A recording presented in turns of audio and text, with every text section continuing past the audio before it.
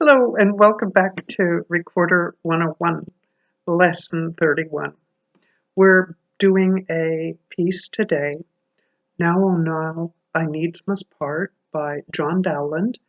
He was alive between 1563 and 1626, so right at the end of the period of music that this course has been focusing on.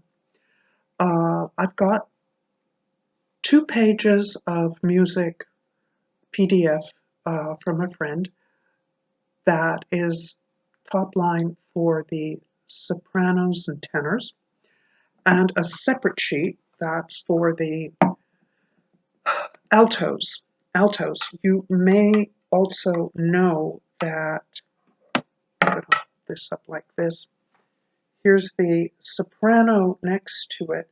The fingering for our alto is exactly the same as for the sopranino. So if at some point, altos, you are wanting something a bit higher that you don't have to learn different fingering for,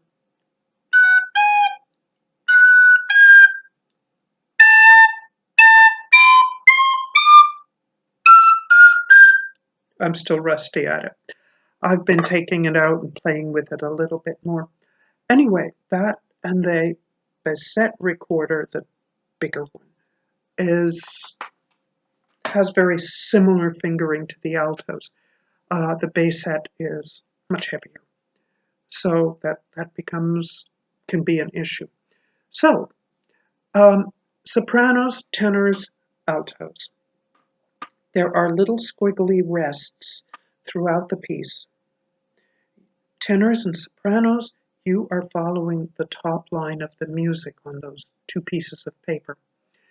And so you are actually playing what the singer will be singing.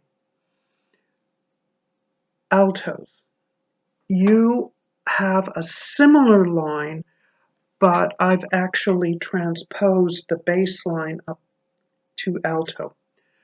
One of the challenges I face and you'll probably hear it as I play this with the alto, is that when I'm used to playing alto reading a top line, not reading the bass line. I'm used to playing the bass, or bass set, reading the bass line.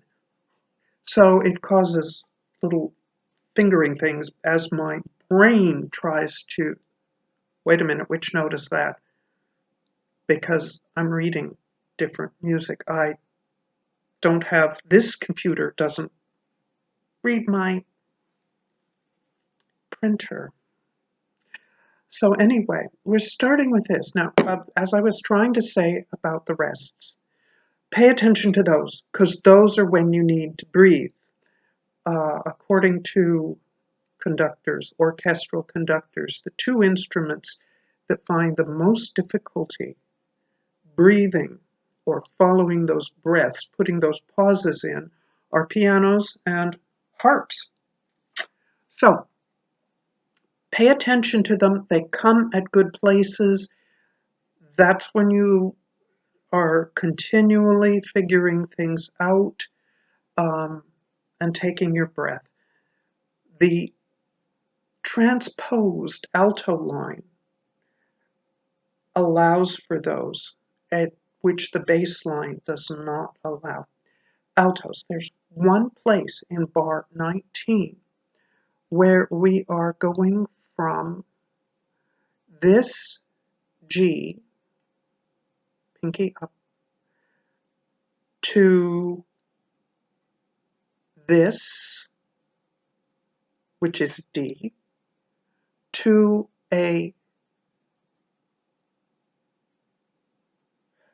no, that's a B. Anyway, the B, and then it was D. I keep transposing the music to a E flat. Here it is. Thumb down, finger up. I've been working on this piece since March, and it's only been in the past month. So you're looking at a period for me, irregular practice, yes, where that particular fingering was something that really caused me problems. Sopranos, alto, tenors, you don't need to worry about that. Um, so D, D, D. Give yourself time to practice that. Maybe it'll be fast for you. It wasn't for me.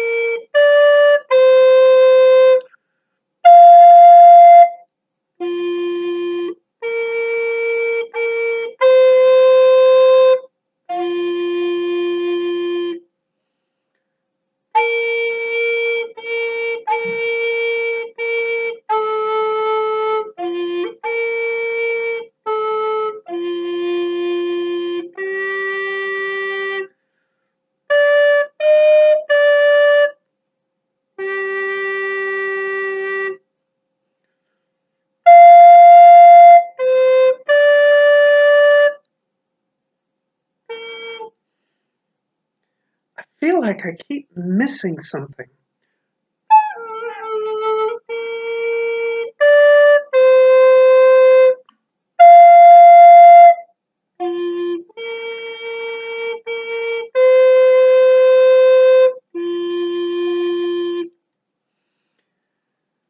Yes, I do keep missing something. And as I said, it's because I'm used to reading, I associate a particular line of music with a particular instrument, and if I'm off, change instruments, I'm changing, mentally changing that particular line. So my apologies that that is not a perfect piece.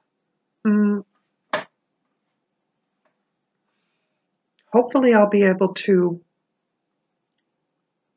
get all of that right. One thing I want to say is that this music has the B flat. I am looking at the soprano line. And part of my problem with that is this particular, but we've got the fingering right on the altos for the B flat. So it was here. Okay?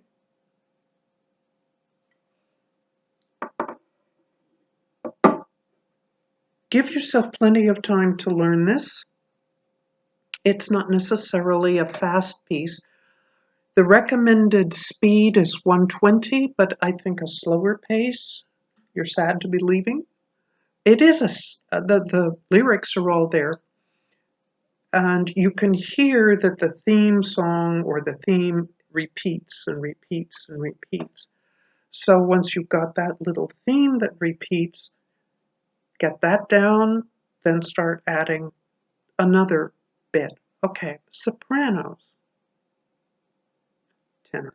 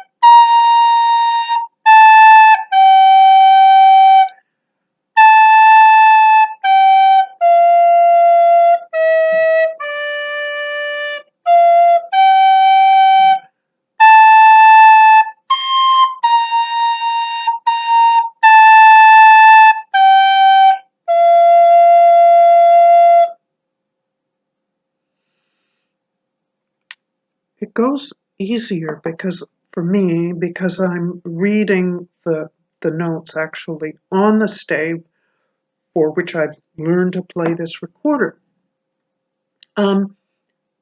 You may have heard, and I hope you did, a couple of places where maybe it was coming from here,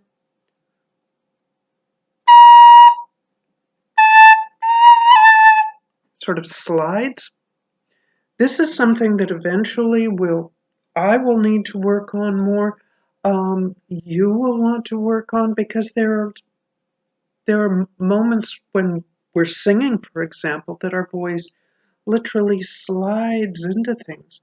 Ah, and we can do that. What's causing a little slip for me, and it may be for you, which is why I want to mention it here, is my tonguing isn't really going at the same speed as my fingers. My fingers, I think, are slower than my tongue. So I wasn't really planning a slide. So that's something that now I want to think about. Okay, do I want it to just slide there? And am I going to breathe differently? So whenever you've got a problem, a challenge you're facing, do think about it as an opportunity for, so how do I want to work this? Would it be better that way? Could I do it this way? So really consider your options, because there isn't just one way of playing it. Give yourself plenty of time for considering those things. Okay, I think that's enough for this particular session, and final session coming up real soon too, which will wrap things up finally. So thank you all. Hope that this has been a useful course if you have stuck all the way through it from the beginning. And see you soon.